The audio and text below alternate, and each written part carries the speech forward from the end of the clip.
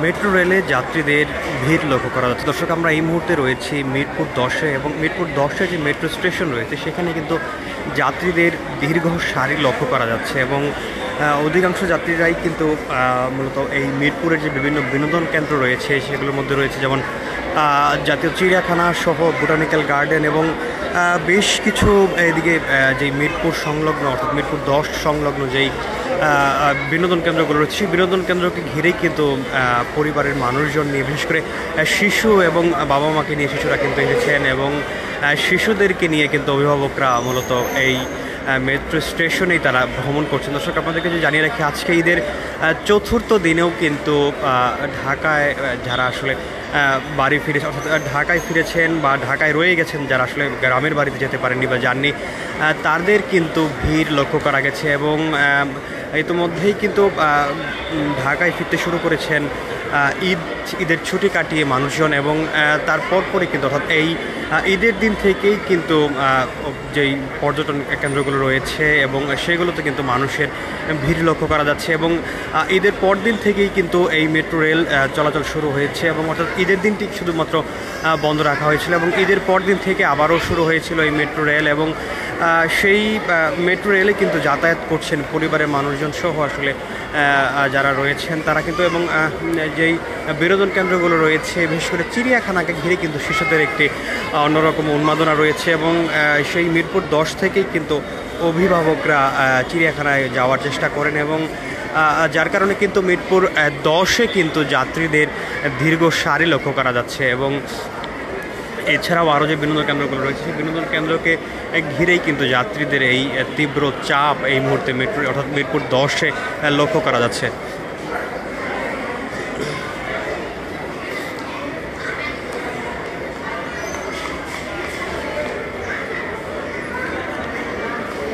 দর্শক, টিকিট কাটার জন্য কিন্তু এই দীর্ঘ সারিটি অর্থাৎ মিরপুর 10-এর মেট্রো স্টেশনে কিন্তু টিকিট কাটার উদ্দেশ্যে এই দীর্ঘ সারি লক্ষ্য করা যাচ্ছে, যেখানে হচ্ছে আসলে যে টিকিট কাটার যে মেশিন রয়েছে সেই মেশিনের জন্য কিন্তু দীর্ঘ সারি। এছাড়াও হাতে যে টিকিট কাটা অর্থাৎ ম্যানুয়ালি যে টিকিট কাটার পদ্ধতি সেখানেও কিন্তু এই দীর্ঘ সারি দেখা যাচ্ছে।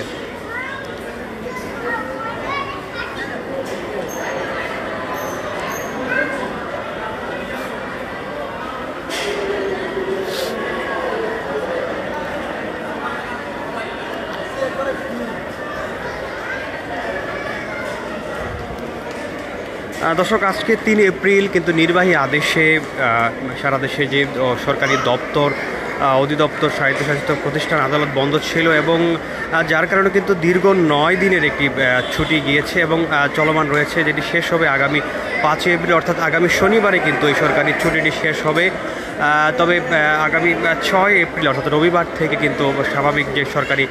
কার্যক্রম সেগুলো কিন্তু শুরু হয়ে যাবে। এছাড়া কিন্তু আজকে অর্থাৎ আজ 3 এপ্রিল নির্বাহী আদেশে এই ছুটিটি দেওয়া হয়েছিল, যার কারণে কিন্তু যারা আসলে ঈদের ছুটি কাটাবেন তারা কিন্তু দীর্ঘ 9 দিনের একটি বড় ছুটি পেয়েছিলেন এবং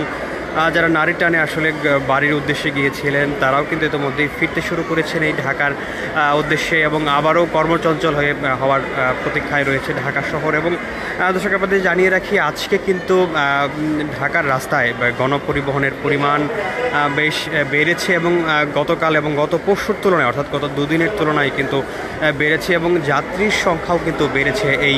গণপরিবহনগুলোতে এবং মেট্রো রেলেও কিন্তু আজকে যাত্রীর পরিমাণ বেশ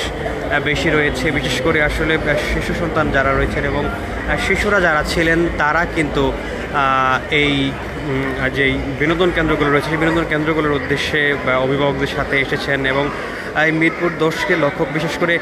মিরপুর 10-এর পাশে চিড়িয়াখানা রয়েছে, এছাড়া বোটানিক্যাল গার্ডেন রয়েছে, সেই বিনোদন কেন্দ্রগুলোতে শিশুদের উপস্থিতি চোখে পড়ার মতো এবং এই মেট্রো রেলেও কিন্তু যেই শিশুরাই বেশি রয়েছেন এবং অভিভাবকরাই কিন্তু টিকিট কাটছিলেন সেই শিশুদের উদ্দেশ্যেই।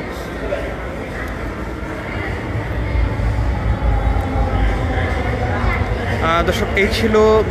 মিরপুর 10-এর মেট্রো স্টেশন থেকে সর্বশেষ পরিস্থিতি।